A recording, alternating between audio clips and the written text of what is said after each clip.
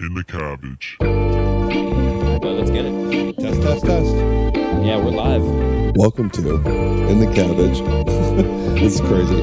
This is pretty bananas right now that we're actually doing this. I'm Tommy Swain, Andrew Witt. Please subscribe, please listen, please download, like. And just a reminder, keep swinging.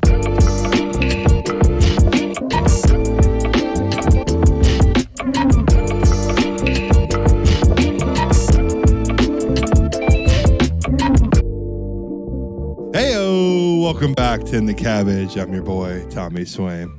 On my right, or your left, Andrew Witt. What up, y'all? What is up, buddy? My dog is going to be in frame now because my wife is not in town. It's okay. Nobody sees the video right now. That is true. Wife isn't in town for 5 days. It's a one day situation. It's a party right here, right now. It really is. It's a little bachelor pad right now. It's just me and the boy just hanging out. We miss the wifey a lot, and you know that's a really tough turnaround. For Madison was real tough. Oh, I'm sure. Tough turnaround for you to wake up that early, but golly, she's got to hop on a flight going over to Florida. Yeah, we flew in from this past weekend. The boys were in Colorado with their wives, which let's get into a little bit here. So we went for Nick and Brittany's wedding, the Camardas now. Yeah. To Vail, Colorado. Never been to Colorado, let alone Vail. I'm trying to think. I don't think I've been to Denver Airport.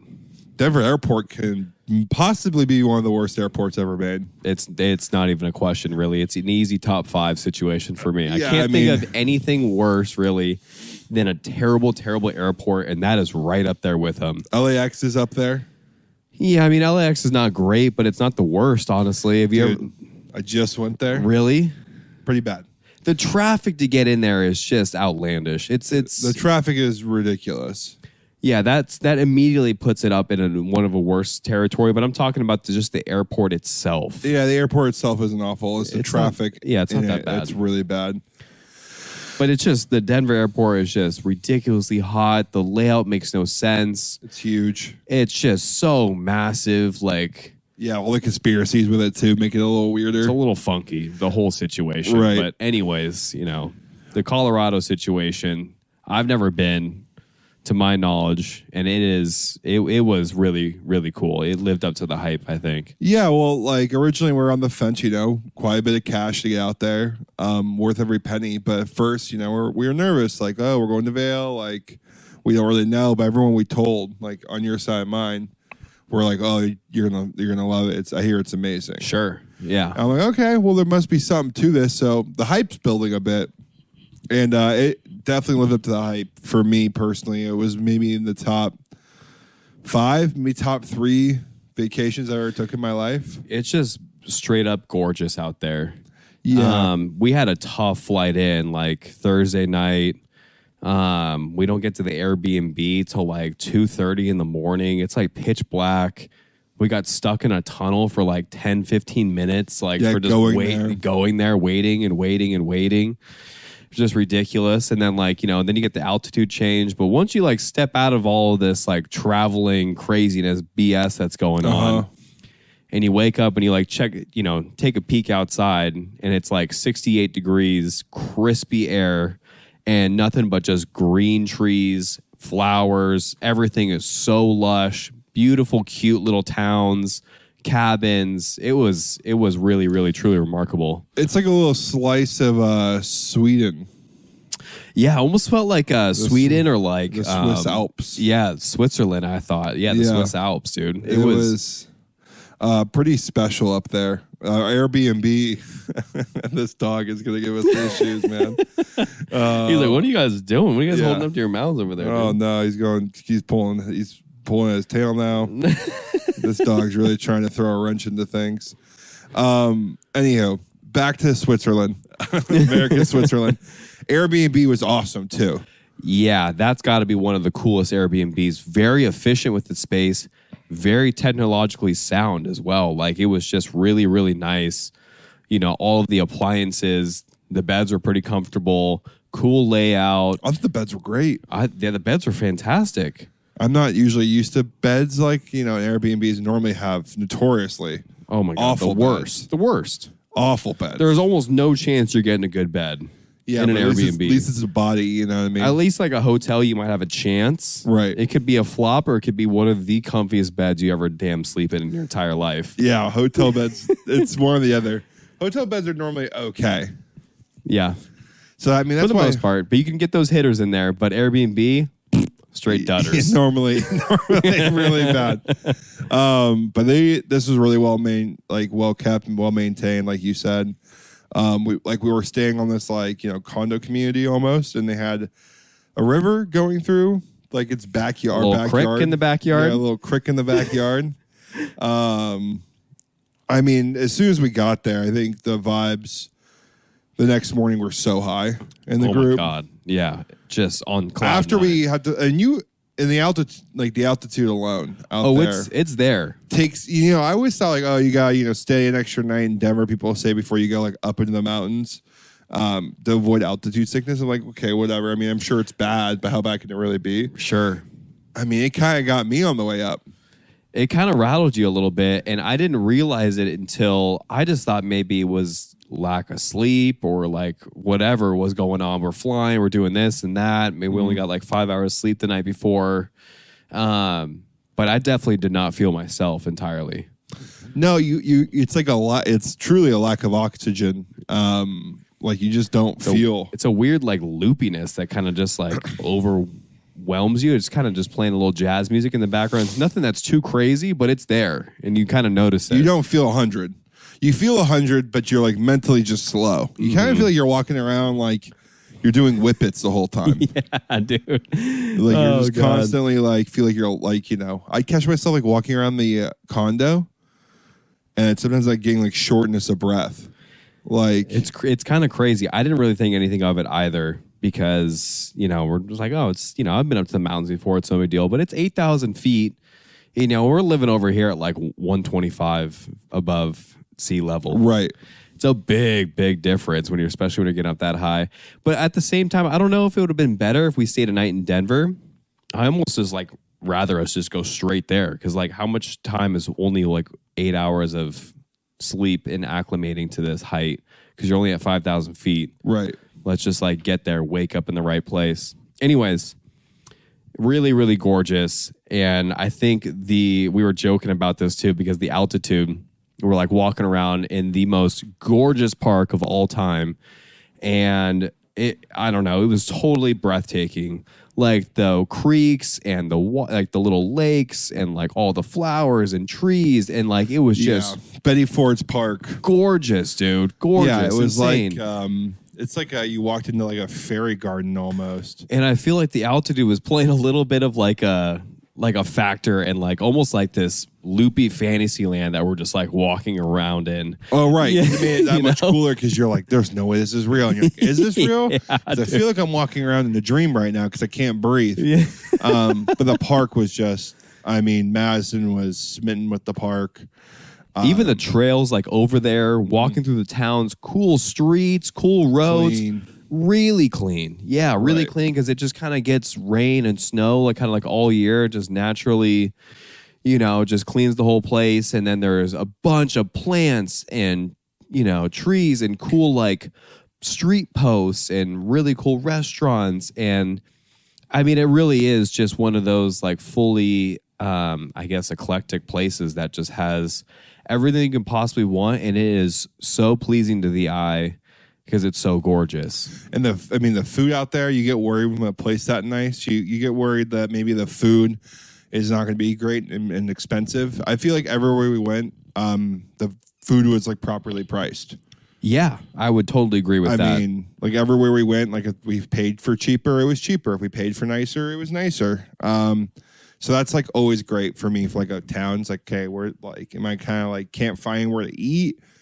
Because with limited options in the mountain like that, it can be an issue. Food for me is always a number one concern. You know what? It's high on the totem pole. I think food is very much a part of an experience.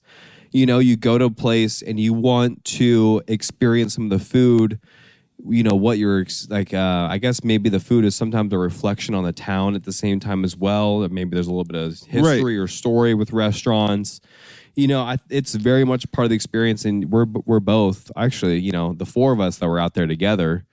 We're all foodies in our own way. Right. I mean, who's not a little bit of a foodie, but I think it's totally accurate. We all like to go do something, food related when we're in towns, and it was just gorgeous. The gals had a great time, which is always nice when you do something like that. Mm-hmm. And, great cocktails as well. Like when we got a cocktail at a restaurant, I don't know. We got great service as well at the restaurants. People were pretty funny. I had a couple at the restaurants. Everywhere else though, they were kind of tough, a little snooty. Yeah, sorry. We went to a coffee shop and it was like we're asking questions, and they must get tourists all the time. But hey, guess what? Don't be a coffee shop downtown. Right.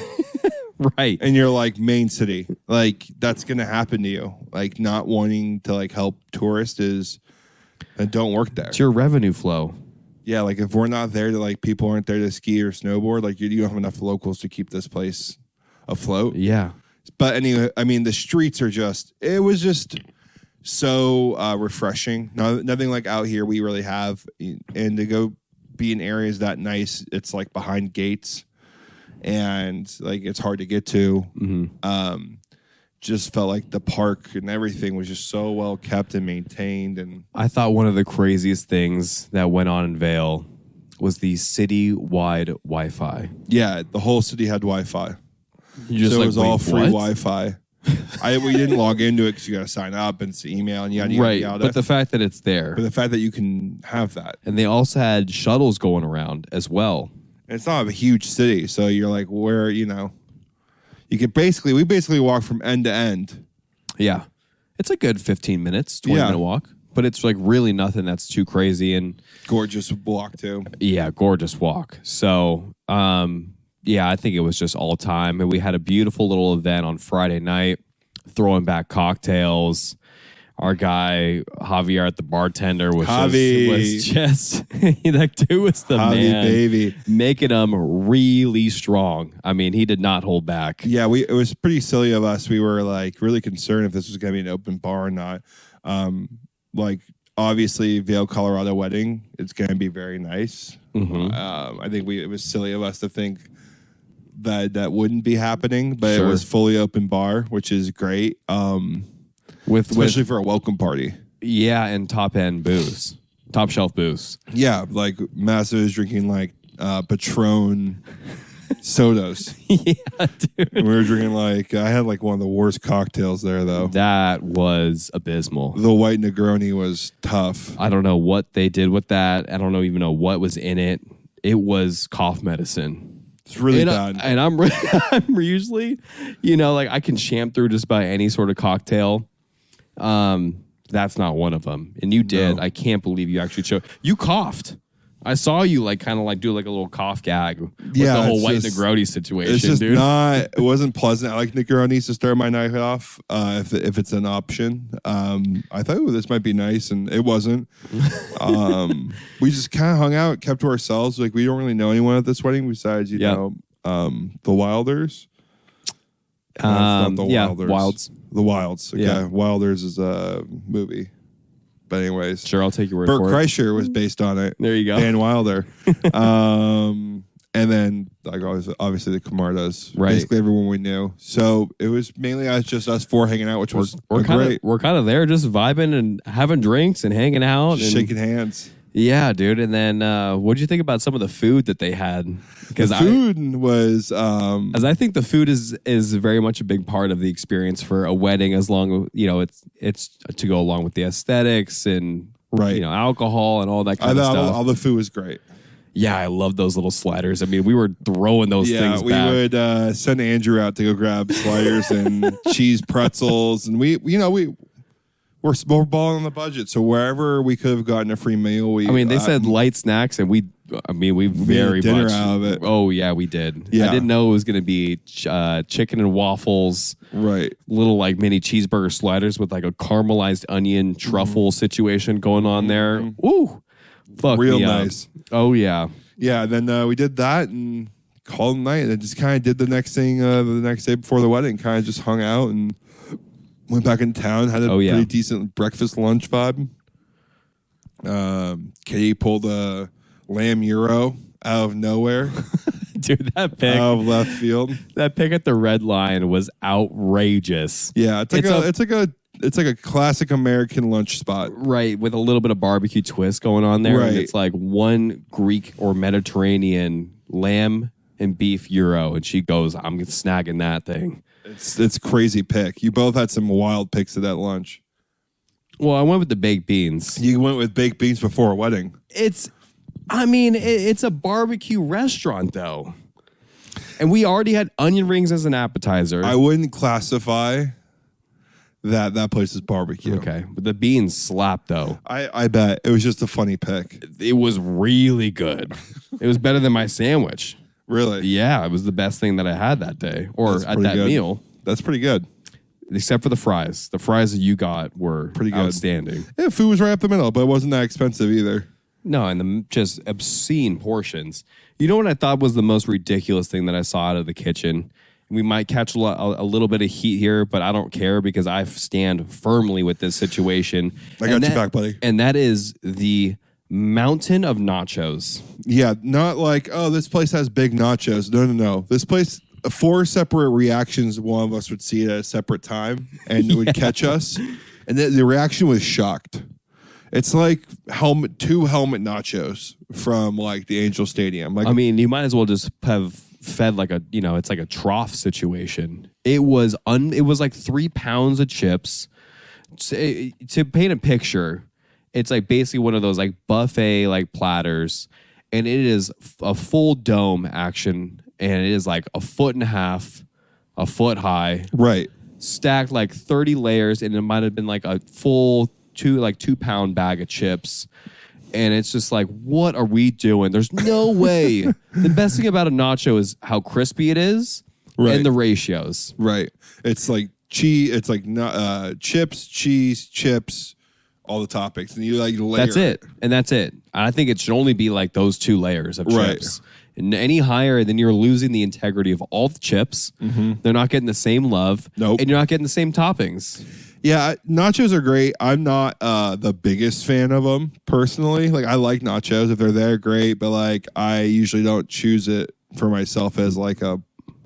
I'm not going out of my way for it. But let me tell you, we did dive into those nachos in college. You remember that?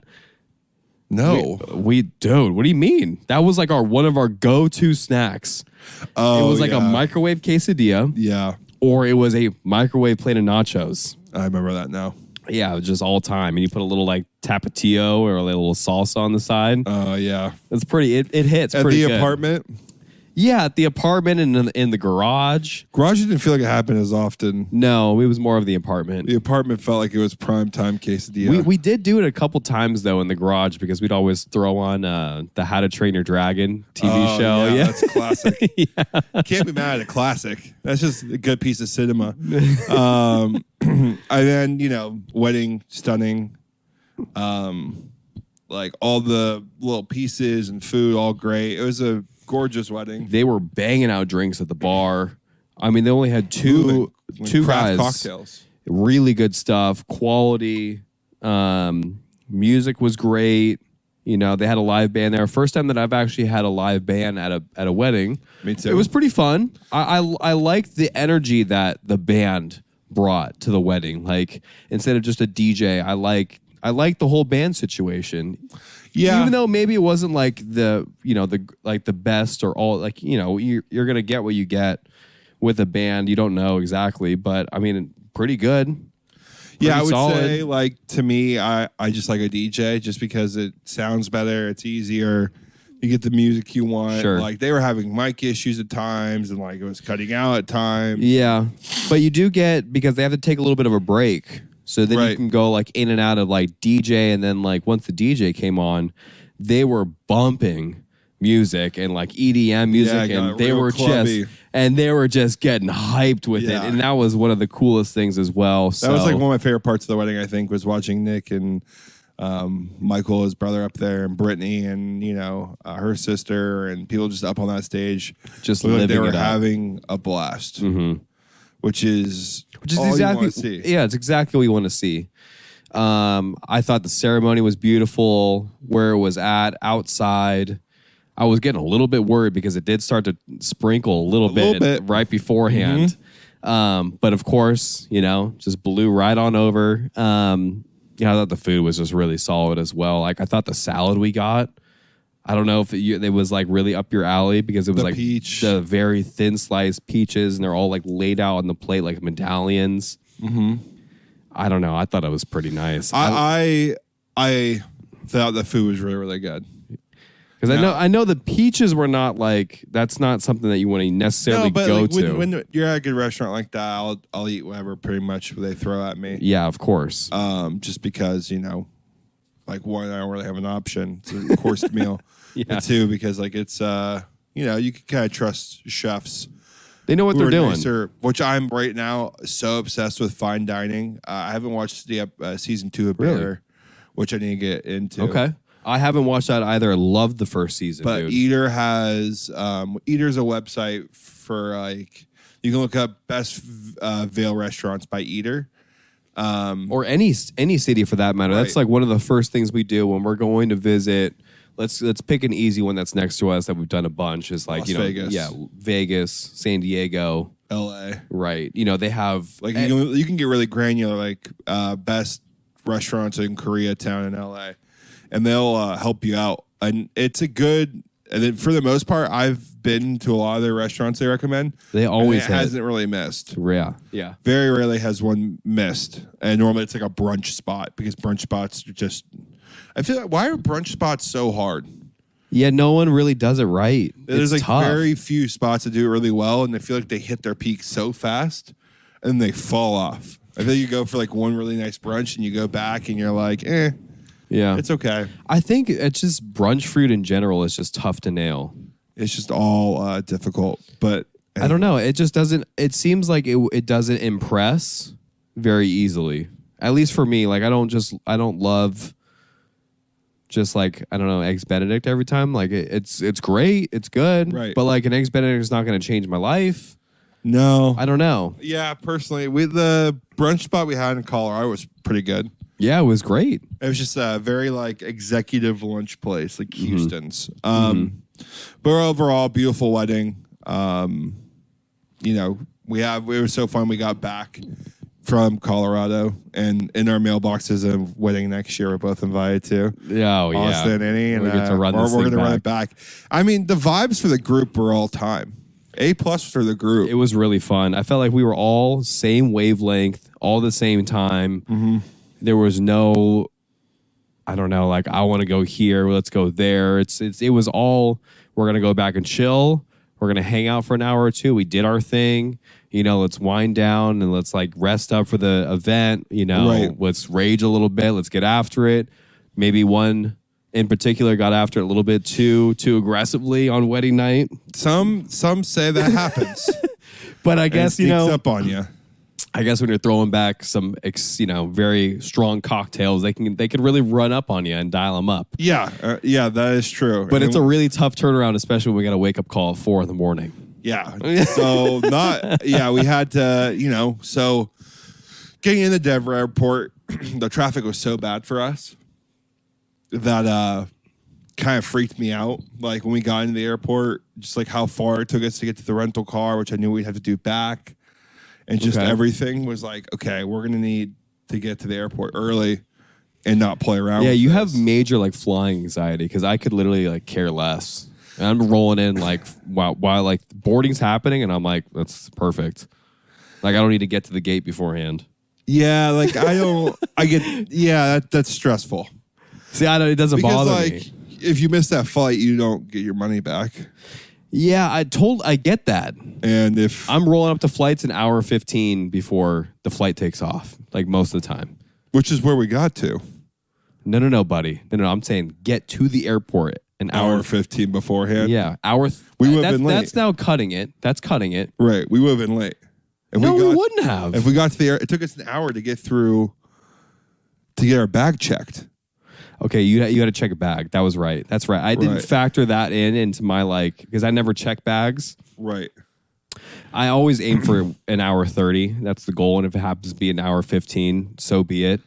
But you like a nice, comfy, cushiony 2.5, 3 hours before flight. Yeah, I do. I really do. Love that time. Well, because I just what am I going to do anyways? It's very true. And it's like, you might as well get there, especially when we're flying out early in the morning. Let's not fuck around with it. Like, let's just get there. We're already leaving the sanctuary of Vail. And at an ungodly hour as is. Right. It's like, what's the extra 40 minutes going to do for you? Exactly. And it was nice. Right. I think it was nice. We got up. We got there by the skin of our teeth. The group was loopy throughout the whole drive. Dude. I was feeling probably like the best. I think you're feeling great, dude, because you also threw back a little coffee. You were mobbing it.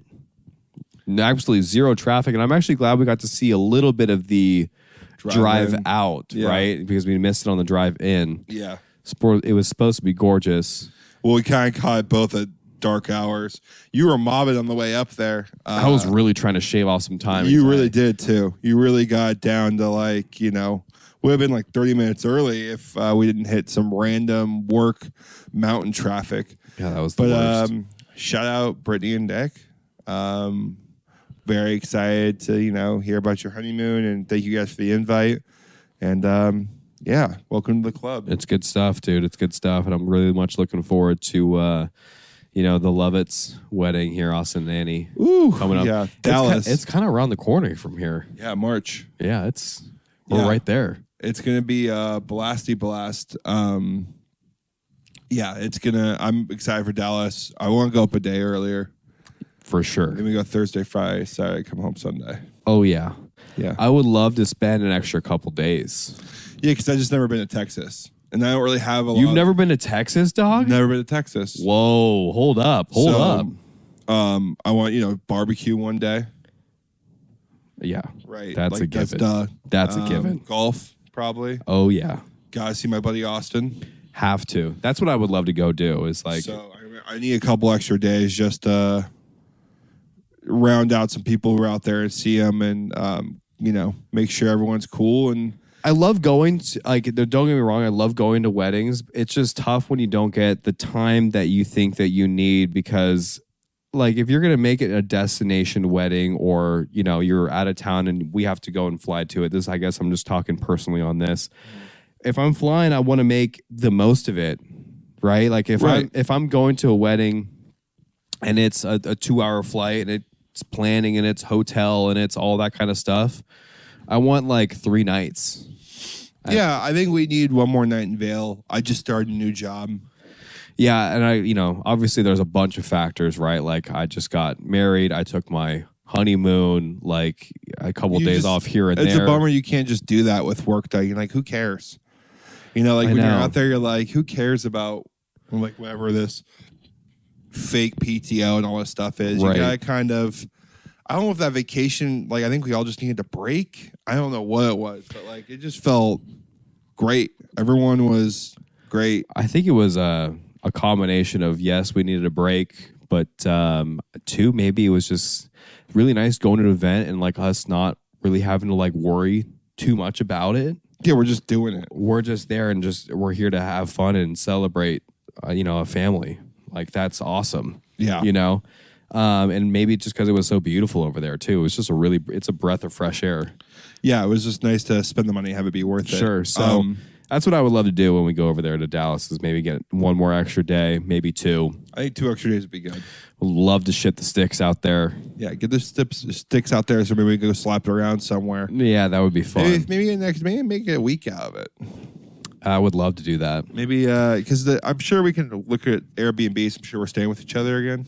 We're going to for sure. Right. Just get back to the basics here. One thing was funny though, we were talking about elevation, walking up the stairs and down the stairs and being out of breath. Made me think about the documentary Unchained, which is on Netflix. It's about the Tour de France. We've talked about it a couple times. We never really dove into it though. So we're going to here. This elevation is very similar to some areas of the Tour de France when you start, at some of these mountain peaks in France. some of the craziest athletic feats I've ever seen in a sports documentary. One of the best sports documentaries I've ever seen. Yeah. It's like, it's like the golf one, the Drive to Survive. Break points in there. Yeah, it's up there. It's same people, same type of series. And this one's my favorite. Just because I don't know anything about them or what they're doing or how hard it is. I didn't know. I mean, it was the funniest aha moment when I was watching the documentary. It was just called the Peloton, and that just means the mass group of riders that they can ride more efficiently because they're not facing any wind resistance out there. And I didn't know it was called the Peloton. I just thought that was just a random name you that the don't company really, came out of. I don't know anything. Yeah, I was like, why is it called Peloton? Yeah. And then you get it. I didn't either. I didn't know that. Also, I didn't really know that Tour de France was multiple stages. I thought it was just one race. Really, that's tough. That is tough. That is tough for me. Call yourself you can't call yourself a sports aficionado, but I never call myself a sports aficionado. No, you are. I feel like you are. I feel like I know a little bit about a lot of sports, but not. These docs are sure helping though. Right, you're really starting to pick on some stuff. And the crazy scenes for me were when they would pedal up mountains. Now, I'm not talking like, oh, it's up your hill. No. Oh, it's like a 7-8% grade. Straight up. And they're not just, they're going to go for, 15, 20 kilometers. It's like 115 kilometers they're doing each day, every day, for 21 days straight. And it is the most grueling sport that, it pushes you to your break point and then some. That's what it looked like. If you want to win. Yeah, if you want if you really want to win this, you have to go past a sick place and no one else is going to go to. Oh yeah, and you got to be in your element and feeling it that day. Right. You got to be locked in, and it just really truly showed a different side of mental capacity and fortitude that I truly have never really seen before. It's like firsthand and that up close. These guys are digging so deep and just killing themselves. And then they're talking about how you need to learn to love the pain. Yeah, that's the theme of it. It's like the whole thing. It's like, yeah, I'm just going to have to, I don't know, ride with a broken tailbone or a broken rib. Because these crashes are also catastrophic too. I didn't realize that crashes are crazy. I did not. Also, how often they happen? They happen every single race, and it's 20 riders are always caught in the mix of it. Someone almost died from one? Yes, dude. The dude got 22 stitches because he just lacerated his entire face. And then had this full recovery session and got back on the bike a year later. And it's just this is just what I do. Right. I'm well, you cannot pay me to get on that bike again. Right. When you crash like that, watching people hit concrete and dirt and cobble now looks like, back in the day, I'm yeah, I probably hurt a lot when I was a kid, but now I'm looking I'm breaking something. Something is going to break. Oh, yeah. I don't have the... They're also not going 15 miles an hour. They are the teams and the motorcycles behind them are going 30 miles an hour. They're flying down these hills. They're going 40, 45. No, just flat ground too. They're going 40 kilometers an hour. Yeah, they're cooking. They are mobbing. And there's a big reason why if you fall behind that peloton, you're going to fall way, way behind the pace because now you're just battling wind in your face the whole time. Right, you got to catch up, which means you got to go faster. And you're fighting the wind, which is basically impossible at that point. Right. It's just it's a bigger uphill battle that you just don't need to fight. And so it was really, really crazy to imagine myself, and I'm sure for yourself, doing anything of that sort for competition and for fun. I remember playing football and basketball and watching the cross country people run. What's going on there? What are you guys doing? You're doing the punishment part of our sport. Yeah, dude. And that's their whole sport. So I don't get the whole endurance. I'm the first guy to tap out when it comes to pain. or not pain, but like mentally pushing yourself to putting that in place. like the effort, because like you have a very high high pain tolerance, right. You like break your ankle and you're just like, it's vacation, I gotta champ through this and it's no big deal, I'm not gonna talk about it. Right. I'm just, and someone asks me why I'm limping, I'm like, well, it's my ankle's huge. Right. But yeah, it's just I don't have that, like I need to push past this point of pain to like, run faster. It's like, no, I'm good. So do you think that pushing through pain can be trained, or are some people just kind of a little bit more sick and twisted for just dealing with that? I think there's a level of it you can train, and I think you can learn to love it, just like anything. Yeah. But I think the real people who are sick and twisted, who just naturally come out of the womb, like you, who when you work out, it's not like a casual workout. You go pretty hard in the gym. Okay, but stop throwing my name in the equation here. This is not even... I'm just saying, like, completely different there's worlds. people who really enjoy pushing themselves like that, and there's people who don't. That's fair.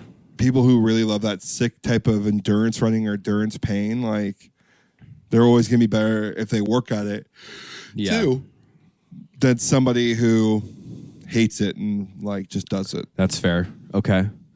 Yeah, and again, it's just watching those guys, like, flying up the mountain, 6-7 slope, and they're, like, at 6,000 feet, 7,000 feet elevation. And they're, like, coaches are yelling at them.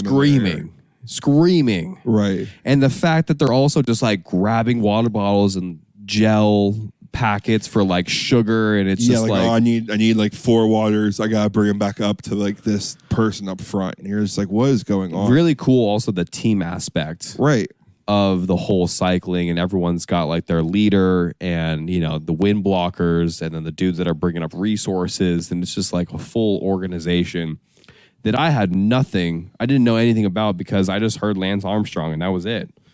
Right, that's all I knew. Is Lance Armstrong and how good he was. And, maybe wrongfully was punished for a lot of the doping and steroid use he was doing, because it seems like everyone was doing it. Yeah, during that time. It's sure. like very self-admitted that everyone was doping and steroiding. Yeah, exactly that. So, but yeah, it's funny how crazy that altitude is and how strong and powerful these people, these like tiny guys are. For the most part, they're not big dudes. No, they're very, very thin. Right. I mean, they talk about it very briefly. I would love to actually have them cover this if it's going to do it again next year, which I believe it is coming out. Oh, yeah. I would love to hear what their regiment, what they're consuming and eating, because they're on very strict diets, because every pound matters when you're going up massive slopes like that. And trying to go for speed and aerodynamics, and like the whole thing is the bike and the rider like working cohesively together, and like your optimal riding conditions. And it's just like so crazy for me to like wrap my head around. It's like, you just need to be, obviously in sports, it's great to be in peak physical condition, but this is just like another level that I've like never quite seen before. Yeah. In that dramatic of a fashion. Right, like these dudes are like cutting, and it's crazy diets and all this kind of stuff, and yeah, the mental fortitude that these guys have. It was really entertaining, and yeah, it was. I think it was a shock to me at first. The first 2 episodes, if you guys dive into it, It wasn't really my cup of tea at first, because I knew nothing about it and I didn't really get it or understand it. Just hold on, though. But hold on, because it really starts cooking episode in 3 and 4. 3, 4 gets really good. Yeah. 1, 2, they got to teach you about, because it's a sport that you've heard of and you kind of get the concept, but you have really no clue. Very much like just when you get into anything, so it's pretty great stuff. It's one of my favorite docs. It's a must watch. Someone else who pushed himself and did something special is Bryson DeChambeau. Yeah, dude, I did see that. It was all over Instagram. 58. Did you check out highlights? No. Yeah, I didn't either. But just curious. I just can't stand him. So that's a tough part for me. Yeah. I'm not a big fan of him. I love what he did for the game. I love what he does for the game. He thinks about it completely different. It's just hard for me to watch him. Yeah, it's pretty tough. He's just a goob, and that's fine. That's just who he is. There's like scientific athletes like Trevor Bauer, is another guy who's all about statistics and, recovery. Who's Trevor Bauer? He was a pitcher, Cy Young Award guy, was going to go to... Is he older? Is he still playing? Well, he was going to... famous for outing the sticky stuff on baseball. Got it. Okay. Famous for like being a pitcher who did that. He went to the Dodgers. He had multiple allegations against him, which I believe now are false. Don't quote me on that. Okay. Went to court for like sexual abuse or something. Oh, with multiple women. I should have heard about this. You probably did, but we don't really follow baseball. True. He has a YouTube channel. Okay. I'm pretty sure he got acquitted from all the charges that they were dropped. But he's another like sports sciencey type dude. I mean, heavy. Okay. Like apps that show recovery and what he needs to do to hit recovery, sleep schedules, how to release the glove, how to hold the ball, paying a ball to see how it's spinning. He's a pitcher. Oh, wow. So it's all really high-end stuff he does. He kind of teaches younger baseball players how to maximize their abilities. That's cool. But yeah, Bryson's super weird dude. Anyone who doesn't know, he like hits the ball a quarter mile. He played like a lot of like, he played the one length irons. Still does. I thought he changed him actually. Did he change it recently? Yeah, I just saw that. TXG is like an Instagram that I like follow and watch on YouTube, but they're actually not part of Club Champion. But they released his like in the bag. He had a driver in there that I've never seen before, and then he had like the Ping i210s or something like that for his irons that he played and shot the 58 with. Well, there you go. Which I thought was interesting. He released a YouTube video with Phil, and he felt like he said he's playing the best golf he's played in a really long time. Yeah, that's cool. Good for him. So good for him. I'm hyped about that. But it brought up some new, like, fun topics to talk about with it. So courses in golf can be harder or easier just based on the golf course. So Bryson's 58, even though the lowest score all year, isn't the best round of golf, quote unquote, because there was other people who shot similar, like, shot a 61 at a course that was much tougher. Sure. And that's more, and, I guess my question to you, do you find that more impressive or, at where we're at, like shooting a 78, that's your best round? Like, or do you consider your best round, like, on a tough course where you shot well? I think a lot of it maybe has to do with the, okay, let me start here. Shooting a 58 is impressive. Regardless, it's amazing, and I'll never do it. So, congrats to him. That's unreal. You're never gonna do it. Yeah, we gotta talk about it though. We have to, and I think a 58 is a 58 because you still got to be, scoring and making a ton of putts. But at the same time, what if you shoot a 60 on a par 72 course? Right. Like, it's very like the scoring is almost a little off, essentially. Like if you shoot a 60 on a par 70 course, that's 12 under. That's what Bryson was. And now maybe historically par threes are a skosh bit harder for pros to birdie. So, you only have 2 par fives. So like a 12 under does mean a little bit more on a par 70. But I think a little bit has to do with the fact of how difficult the course setup is. I think you also have to factor that in. When I think of my best rounds, I'm not shooting 64 or 68 or anything like that. Right. So I think it's not really a number for me. It's a number at a good course means more because I'm not really like going low yet. Right. It's like we're not really going that low. Yeah, one day I could just maybe in my dreams, but I think a number on a very difficult course, like I shot a 79 at Papago. That was my best round that I played, and I believe I did break 80, but I've shot a 74 before, but that was at Miles Square. But Papago on a course that we've never played before. We played from the Blue Blacks. It was like 6,900 yards, very difficult course. I don't know what my course handicap rating was that day, but it played, 4 strokes harder. Yeah. Or 5 strokes harder than my handicap. Beautiful course, though. Gorgeous course. Beautiful conditions, but very tight, actually, for a desert course. There's a lot of, waste areas. But when I picture a good round of golf, that was my best round of golf that I've shot, to my knowledge. Yeah. So I guess conversely to you, do you think it's the 78 that you just shot at Ukaipa, or is it more of the tournament 81 that you shot at Mile Square? Both are in tournaments. Both are in tournaments, but 2 of your both lowest rounds. Or is there another round that you maybe shot 84 at or 86 at, and it was a super difficult course? Yeah, I can't really remember anything specifically for myself that was at a harder course where I shot something and I was like, ooh, that felt really nice. I played pretty okay at Wolf Creek for what it was. I don't remember what you scored there. 95, 92. Did you beat me that day? I did. Shot 99. I think I beat you by a couple there. Well, then I thought just last episode or whatever, last time we were doing this, I thought we were talking about how you never beat me in stroke play. I think I beat you in match. Oh. I don't think because we weren't doing stroke back. I thought I was I got my ass kicked at Wolf Creek. I don't know. I thought I shot a horrific number. Yeah, maybe I shot 93. I would love to go back to Wolf Creek. Check it out and get another shot at that course. Oh, yeah, because now I forgot about what how mean it was to me. But anyways, I think my best round's the 78. Sure. Because Mile Square and Ukaipa aren't that different. In how hard it is. Ukaipa, technically, you can get in trouble more because you can hit into houses. And you can also hit in the bunker, and you're donezo. Right, and That's there's a hazard water itself. there. Where Mile Square has very few dangers, but if you're off the beaten path, it gets pretty difficult. A little bit, but there's always the adjacent fairway. Always. Right.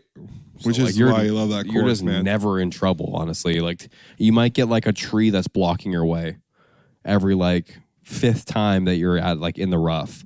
God, I love that course. It's really playable. It's really scoreable. It's really fun, and you can have fun. You can hit fun shots, and you can keep going with it. But yeah, man, I think my 78 would be my best round. I think so too. And I buddy. do think I would agree that if I played well on tough courses, which I normally don't, that would if I shot an 84 at Dove, I'd say that'd probably be my best round of golf. Mm-hmm.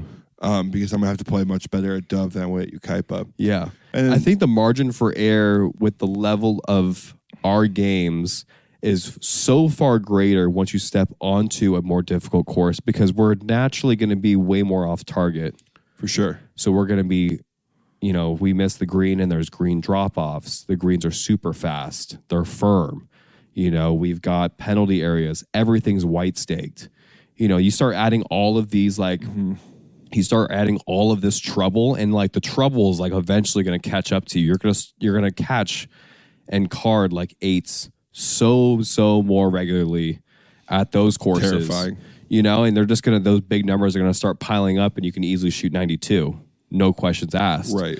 So I think we're spot on here, but I would love to see what everyone else kind of thinks about it. Maybe we kind of tickle the noodle a little bit, make you guys Tickle think. the noodle a little bit. I love that. Bryson also said, which I found interesting as well, he used to play red tees often. Which kind of threw me off a little bit. And he would go and he said, it would teach me how to score because I would be shooting for a number, trying to go whatever, 8 under, 9 under for the day.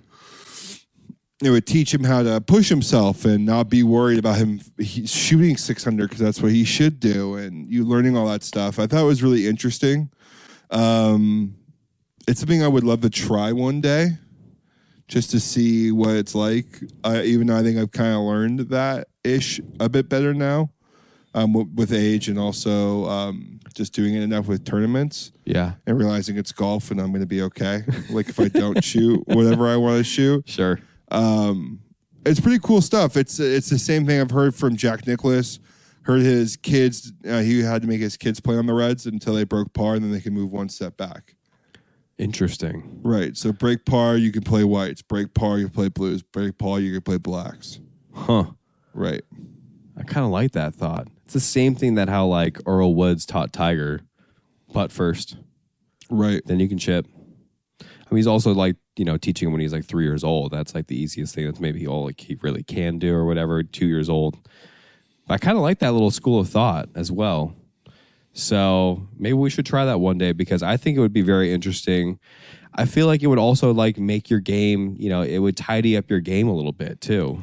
Right. You got like, you know, I'm sure there's some weird distances. You don't know what you need to take, and you can't just bomb driver every time because you're probably going to get yourself in trouble more. So you got to hit some different shots. If we played the forward tees, though, at Miles Square, if I feel like we got driving. I'm still taking driver. Yeah, I'm gonna put it in the green side bunker. I'll be just fine over there. I won't be. Yeah, but we got to get you out in the sand, dude. We Yeah, got to get that right. You're too good of a field player to not have a decent sand game. It comes out every once in a while. It does. You hit a magnificent bunker shot pretty recently to about 2 feet at Miles Square in competition. Does every once in a while, but for the most part, it's pretty horrendous, especially if I'm not in a good headspace. Gaming in that sand is just a room for disaster. Sure. Why don't we do this? Why don't like next time or whenever we go out and play like a golf round during the week, let's try playing off the forward tees at Costa Mesa during the week. Love it. So we're only playing like 12 to 14 holes. Right. But just like, let's see what we shoot. Let's see what happens there. I would love that. And then we can report back. Let's do it. Next round we'll play from the Reds or whatever we're doing. I think that's great. Speaking of golf, as always, FedEx Cup is coming up for us, and news in, I lost the bet. So we're going to phone it in here, but we are going to give you some picks that we enjoy. Andrew, I'm going to be his caddy. We're going to film that. We're going to edit it. That's going to be one of our first YouTube videos up. I think that's going to be all time. It's going to be fun for the people that have been following along. Shout out you guys, but then you got to get a little bit of piece of the action. Right. Hopefully you're betting with Andrew because you might have done decently. I don't think we hit a winner, though. I don't think anyone ever picked a winner this whole time. I think we did, dude. Really? Yeah. I think we did. So. I thought I got Victor Hovland for a win. You did. Okay. That boy. And I thought you got Scotty maybe for a win. I think I might. That's an easy pick. Victor is a good pick there. That would have won you some cash. But yeah, I'm gonna get a caddy outfit. I'm going. It's gonna be all time, dude. It's gonna be so much fun. Maybe take the wives out there. They can video the whole thing. For sure. Full 18, right? Or are we thinking maybe 9? We'll figure that out. Full 18. We'll figure that out later. What do you mean? No, full 18. Okay. I want to see how low you can go. Yeah, that would be fun. Let's hope that the back's feeling well, which it has been recently. And you're gonna walk. Yeah. Without carrying a bag. That's gonna be the weirdest thing ever. Right. I'm gonna carry the bag for you. Are you gonna bring the push cart out, or are you gonna carry it? I'm gonna let you decide on that one. Well, I don't want to be that. It depends also if we're gonna have some beers and stuff. Yeah, and we're gonna depend if if there's a cart in our group. If the gals are coming with and they're like, cruising along in a cart, then we can carry the bag and like look the part. For sure. We can look the part. I think I'm just gonna carry the bag. I think it would look better on video, honestly. Right. I think I'm gonna probably just carry the bag. Look a little dorky if we're like both standing there and we got a push cart and it's the whole 9 yards. For sure. I don't know. I think we gotta go bag. I think we gotta go profesh. Yeah. Maybe like not the overalls, but some form of like. No, we're getting the overalls. Yeah. We gotta do some sort of caddy stuff. It'll be a blast. Why don't you go ahead and rattle off the 3 people you think are gonna do well? Maybe win the FedEx Cup here, buddy. Yeah. FedEx Cup here, first round. I'm very. This is one of my favorite tournaments. Are these going to be? Sorry, real quick. Are these going to be our picks to win the whole FedEx Cup? I thought we would repick each week. Okay, that's fine. Why don't we have these 3? Well, because like if they get cut, then they get cut. Like you know what I mean? Yeah. But then you're just like carding a lower number next time because you're just going to have one guy. Gotcha. Okay, so we do it each day. Okay. Yeah, we got to do it each time. So for this weekend coming up. Exactly. That's what I'm thinking. Maybe we can alter it, but I'm thinking these are going to be the guys for this weekend. I guess we didn't think that far ahead, but that's my initial thought. I like that. Okay. We'll do that. Okay. So 70 players made the field this tournament. The FedEx St. Jude is coming up. I love this tournament. I think it's one of my favorites of the year just because of the way there's like stages and there's like a building factor. I don't know. It feels like very competitive golf at like the closing end of the year. I'm really hoping this tournament really brings home a little bit more golf excitement because it's been a little lackluster this year. Been a real stink show. Yeah, besides the live drama and all that. So yeah, anyways, like that's just annoying though. Rolling right into this thing, I went with John Rahm. Haven't really picked him all year, and like he hasn't been playing all too great, but for some reason I really do think that he's going to come alive this weekend and really kind of cement his way into a commanding lead here. Went with a guy that played pretty damn well last weekend, actually. Russell Henley. I like kind of where his game's at right now. And then went with Beau Hossler to round out the third pick here. Great picks, buddy. I just champion. Just think, Beau, maybe this year. I think we just keep this thing rolling into next year, dude. I think that would be hilarious. Yeah, we're just gonna do a caddy bet every year. I want to win caddy bet so bad. And yeah, dude, Beau Hossler, I think is just a really fun guy that just got to show him a little love every once in a while. Won that tournament. Actually, did you see him win that tournament? It was going on with the Open, and it was like the conjoining tournament. It was like the Barracuda Championship or whatever. No. He won that, and it was a point system. Did you see that? Mm-mm. Very strange. It was like Eagle was worth like 8 or 9 points. Birdie's worth 3 or 4. Gotcha. Par's worth 1. Mm-hmm. Or nothing or something like that. I don't know. It's different than the Lake Tahoe Pro-Am situation. It's slightly harder. But anyways, he won that tournament, which I thought was kind of interesting. I've never seen that one before. But yeah, Beau, rounding out the pick. Nice, buddy. My 3 here, going number 1. Guy's been playing well. I think he gets up for big tournaments like this. Be Rory. Don't have it be an Open or a major, like a super major. But like this is something he does really well at. He's a 3-time champion for the FedEx Cup. That's a good. So I'm hoping to maybe pick him on Sunday. When it comes to Tegan Bradley, been playing great all year. One of my guys. It's been fun watching him play well and kind of getting out of his head. And then Adam Hadwin. Just haven't picked him all year. I thought I'd give it a shot. Give him a run, dude. I was actually surprised about the field. I didn't see a lot of guys that I would usually see. JT's not there around this time. Yeah, I know that was kind of crazy. The way he finished this weekend. Did you catch a little bit of that? Yeah, I caught it. It was like he needed to make that birdie, almost chipped it in, or eagle, and it was tough. I think if he had the pin out, I think that thing would have dropped. Yeah, really. The pin out thing is up for debate because I've seen more putts rim out recently from the flag being in.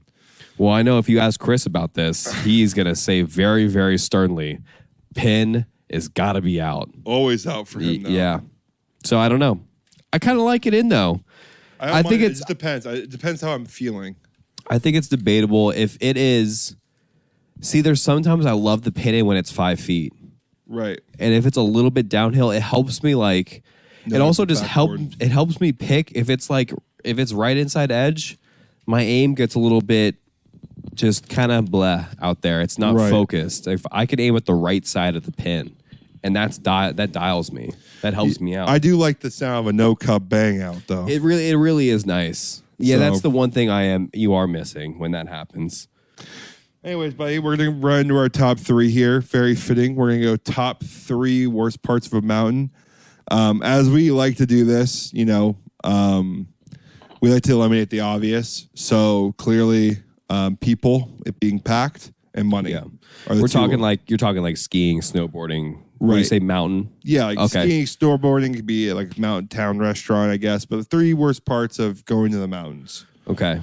I'll start us off here. Bang them out, baby. Number 3 for me are the ski lift workers. Elaborate a little bit. So every time I talk to a ski lift worker, you ask them a question, they don't seem to care to talk to you or really even pay attention.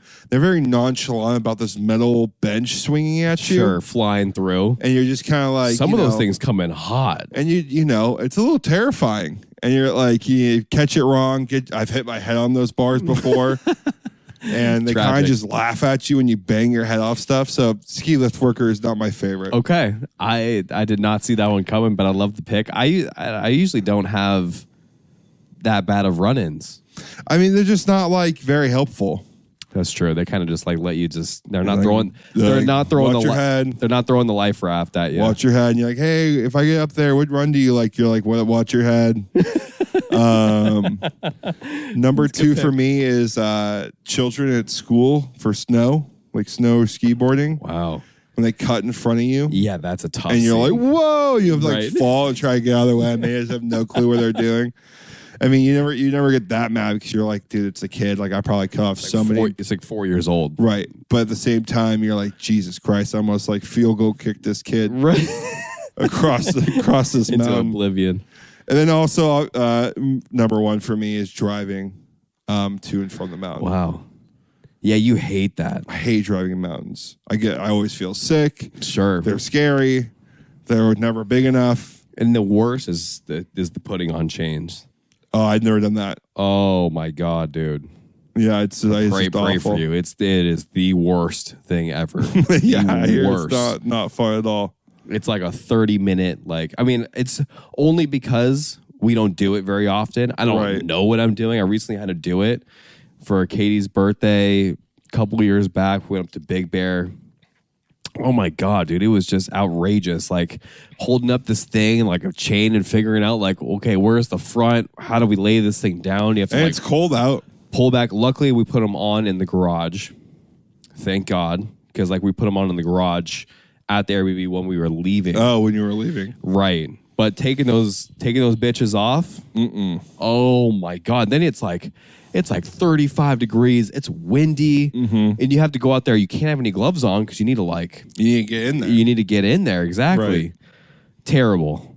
Do not recommend it. It's one of the worst things, but you can't drive on them without like this ice or snow. Right. Anyways, we're getting really sidetracked here. My 3 here. I love your list, buddy. No complaints at all. I don't have a single repeat. There's not. That's great. That's amazing. I thought we for sure have a repeat here, but in my 3rd, give me the icy conditions on the mountain when I'm snowing, when I'm tough. snowboarding and skiing. That was what I thought for me as It well. makes it not enjoyable anymore. At all. It takes all the joy out of the skiing and snowboarding. And like when you fall, like God, it hurts so bad. And it just like, I don't know, it doesn't even feel like I'm just fighting for my life at that point.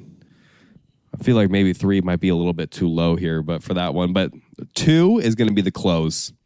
Okay. I just don't like how like the long johns and then the long socks and then the your double pair of long jackets. johns. Dude, and it's like, I'm like, it's so uncomfortable, and they're never like that soft. I don't care to I never invested any of my own. Like, I'm not going up to the mountain. So for me, the clothes are just wildly uncomfortable. Everything's extremely expensive. Right.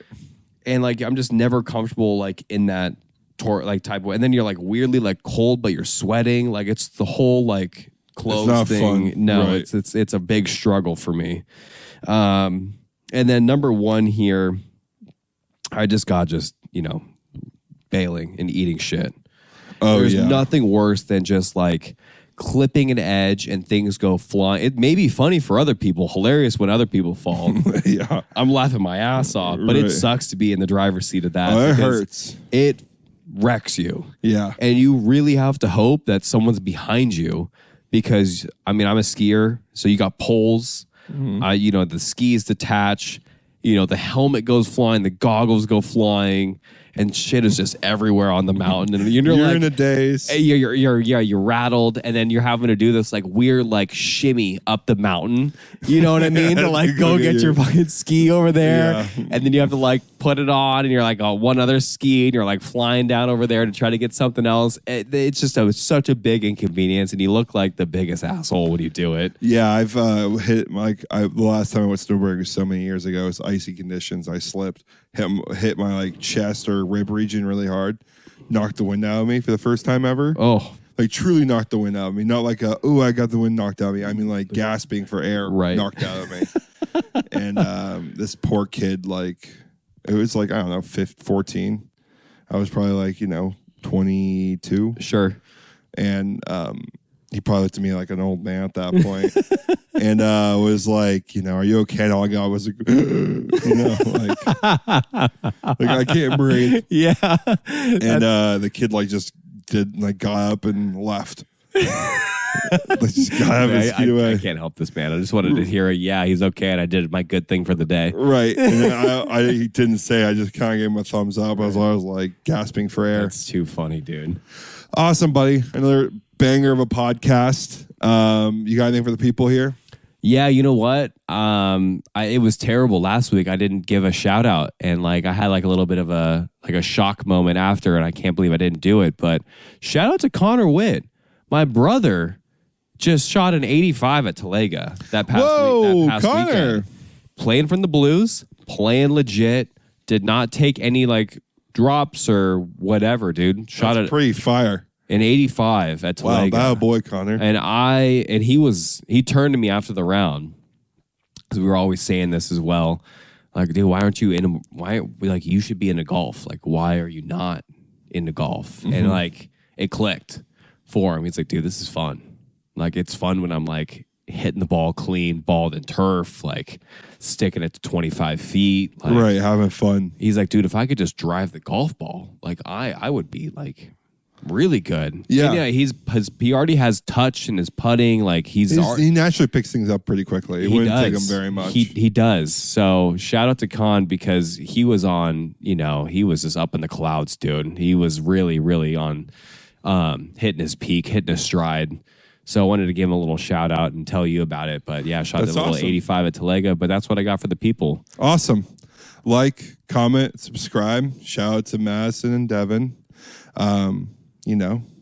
Just a reminder, keep swinging.